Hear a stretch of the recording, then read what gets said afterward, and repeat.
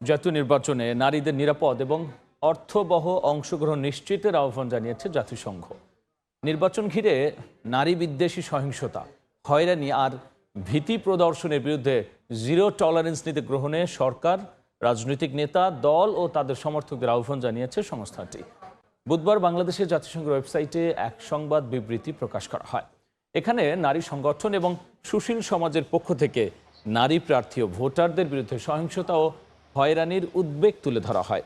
বিশেষ করে ডিজিটাল সহিংসতা, সাইবার বুলিং, ডিপ ফেক সমন্বিত অনলাইন হয়রানি এবং কৃত্রিম বুদ্ধিমত্তা ব্যবহার করে বিকৃত ও যৌন হয়রানিমূলক কন্টেন্ট ছড়িয়ে দেওয়ার ঘটনাকে উদ্বেগজনক বলে অভিহিত করা হয়।